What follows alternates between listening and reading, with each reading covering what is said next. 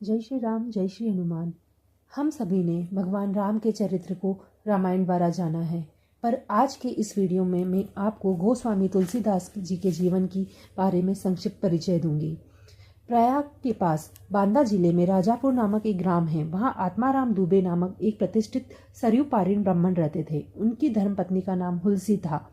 संवत 1554 की श्रावण शुक्ला सप्तमी के दिन अभुक्त मूल नक्षत्र में इन्हीं भाग्यवान दंपत्ति के यहाँ 12 महीने तक गर्भ में रहने के पश्चात गोस्वामी तुलसीदास जी का जन्म हुआ था। जन्मते समय बालक तुलसीदास रोए नहीं थे, किंतु उनके मुख से राम का शब्द निकला। उनके मुख में 3200 दांत मौजूद थे। उनका डील डोल 5 वर्ष के बालक सा था। इस प्रकार के अद्भुत बालक को देखकर पिता अमंगल की शंका से भयभीत हो गए और उसके संबंध में कई प्रकार की कल्पनाएं करने लगे। माता हुलसी को यह देखकर बड़ी चिंता हुई। उन्होंने बालक के अनिष्ट की आशंका से दशमी को रात को नवजात शिशु को अपनी दासी के साथ उसके ससुराल भेज दिया और दूसरे दिन स्वयं इस असार संसार से चल बसी। दासी ने, जिसका नाम चुनिया था, बड़े प्रेम से बालक का पालन पोषण किया था। जब तुलसीदास लगभग 5.5 वर्ष के हुए, चुनिया का भी देहांत हो गया। अब तो बालक अनाथ हो गया। वह द्वार द्वार भटकने लगा। इस पर जगत जननी पार्वती को उस होनार बालक पर दया आई। वे ब्राह्मणी का वेश धारण कर प्रतिदिन उसके पास जाती और उसे अपने हाथों से भोजन करा जाती। इधर भगवान शंकर जी की प्रेरणा से रामशैल पर रहने वाले श्री अनंतानंद जी के प्रिय शिष्य श्री नरयानंद जी इस बालक को ढूंढ निकाला और उसका नाम राम बोला रखा। उस वे अयोध्या ले गए। वह संवत 1561 माघ शुक्ला पक्ष पंचमी को शुक्रवार को उसका यज्ञोपवीत संस्कार कराया। बिना सिखाए ही बालक राम बोला ने गायत्री मन का उच्चारण किया, जिसे देखकर सब लोग चकित हो गए। इसके बाद नरहरि स्वामी ने वैष्णवों के 5 संस्कार करके राम बोला को राम मंत्र की दीक्षा दी और अयोध्या में ही रहकर उसे विद्या अध्ययन कराने लगे। बालक राम बोला की बुद्धि बड़ी प्रखर थी। एक बार गुरु मुख से जो सुन लेते उन्हें कंठस्थ हो जाता था। वहां से कुछ दिन बाद गुरु शिष्य दोनों सुकर क्षेत्र पहुंचे। वहां श्री नरहरि जी ने तुलसीदास जी को रामचरित सुनाया। कुछ दिन बाद वे काशी चले गए। काशी में शेष सनातन जी के पास रहकर तुलसीदास ने 15 वर्ष तक वेद वेदांता का अध्ययन किया। उधर उनकी लोक वासना को जागृत हो उठी और अपने विद्या गुरु से आज्ञा लेकर अपनी जन्मभूमि को लौट आए। वहां आकर उन्होंने देखा कि उनका परिवार सब नष्ट हो चुका है। उन्होंने विधि पूर्वक अपने पिता का आदि का श्राद्ध किया और वहीं रहकर लोगों को भगवान राम की कथा सुनाने लगे। संवत 1573 ज्येष्ठ शुक्ला 13 गुरुवार को भारद्वाज गोत्र की एक सुंदरी कन्या के साथ उनका विवाह हुआ। वे सुखपूर्वक अपनी नवविवाहिता वधू के साथ रहने लगे। एक बार उनकी स्त्री भाई के साथ अपने मायके चली गई। पीछे पीछे तुलसीदास जी भी वहां पहुंचे। उनकी पत्नी पर उसे बहुत धिक्कारा। कहा, मेरे इस हाड़ मांस के शरीर में जितनी तुम्हारी आसक्ति है, उसकी आधी भी यदि भगवान में होती तो तुम्हारा बेड़ा पार हो गया होता।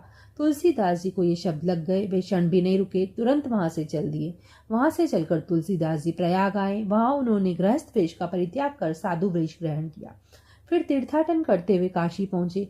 मानसरोवर के पास उन्हें काकभुशुंडी जी के दर्शन हुए।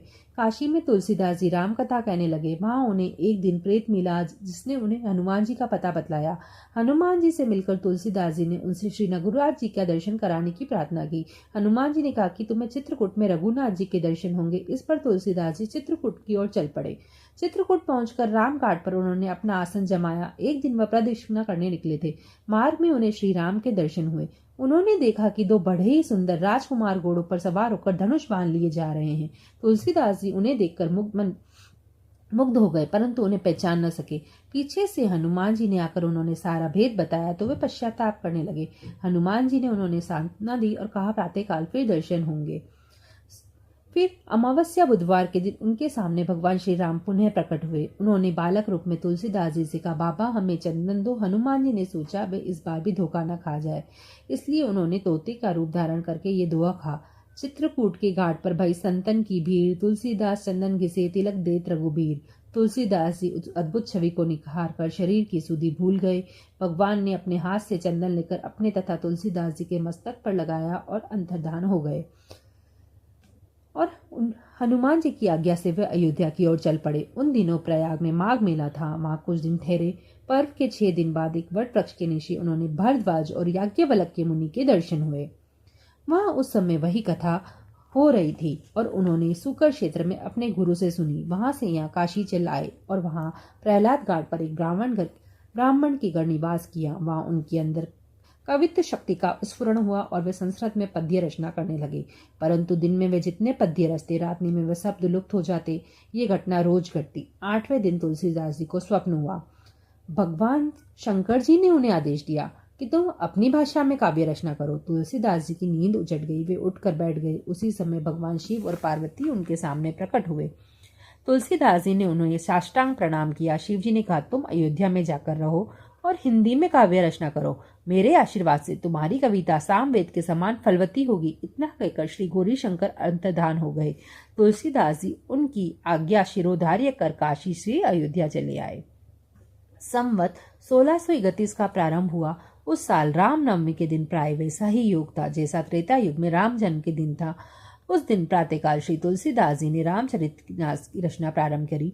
2 वर्ष 7 महीने 26 दिन में ग्रंथ की समाप्ति हुई। संवत 1633 के मार्गशीर्ष शुक्ल पक्ष में राम विवाह के दिन 7 कांड पूर्ण हो गए। इसके बाद भगवान की आज्ञा से तुलसीदास जी काशी आए। वहां उन्होंने भगवान विश्वनाथ माता अन्नपूर्णा को श्री रामचरितमानस सुनाया। रात को पुस्तक श्री विश्वनाथ जी के मंदिर में रख दी गई। सवेरे जब पट खोला गया तो उस पर लिखा हुआ पाया गया, सत्यम शिवम सुंदरम, और नीचे भगवान शंकर की सही थी। उस समय उपस्थित लोगों ने सत्यम शिवम सुंदर की आवाज भी कानों से सुनी। इधर पंडित जी ने जब ये बात सुनी तो उनमें मन में ईर्ष्या उत्पन्न हुई। वे दल बांधकर तुलसीदास जी की निंदा करने लगे। उस पुस्तक को भी नष्ट कर देने का प्रयत्न करने लगे और उन्होंने पुस्तक चुराने के लिए 2 चोर भेजे। चोरों ने जाकर देखा कि तुलसीदास जी कुटी के आसपास 2 वीर धनुष बाण लिए पहरा दे रहे हैं। वे बड़े ही सुंदर श्याम और गौर वर्ण के थे। उनके दर्शन से चोरों की बुद्धि शुद्ध हो गई। उन्होंने उसी समय से चोरी करना छोड़ दिया, भजन में लग गए। तुलसीदास जी ने अपने लिए भगवान को कष्ट हुआ जान कुटी का सारा सामान लुटा दिया। पुस्तक अपने मित्र टोडरमल के यहाँ रखी। इसके बाद उन्होंने एक दूसरी प्रति लिखी। उसी के आधार पर दूसरी प्रतिलिपियां तैयार की जाने लगी। पुस्तक का प्रचार दिन प्रतिदिन बढ़ने लगा। इधर पंडितों ने कोई उपाय न देख श्री मधुसूदन सरस्वती जी को उस पुस्तक को देखने की प्रेरणा की। श्री मधुसूदन सरस्वती जी ने उसे देखकर बड़ी प्रसन्नता प्रकट की और उस पर यह सम्मति लिखी। आनंद कानने हास्मी जन मस्तुलसित रुहु कविता मंजरी भांति राम भ्रमर भूषिता।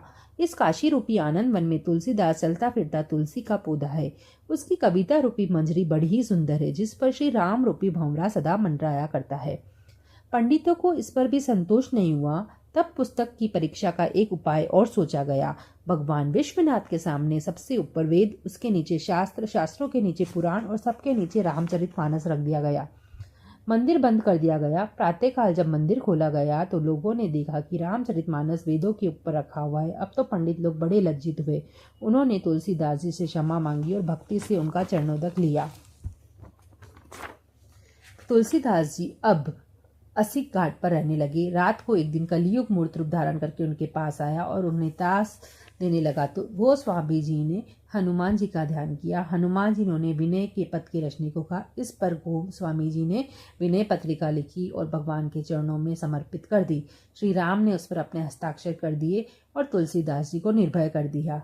संवत 1617 श्रावण कृष्ण तृतीया शनिवार को असी घाट पर गोस्वामी जी ने राम राम करते करते, राम राम करते करते वे अपना शरीर का परित्याग कर दिया। जय श्री राम, जय श्री राम, जय श्री हनुमान।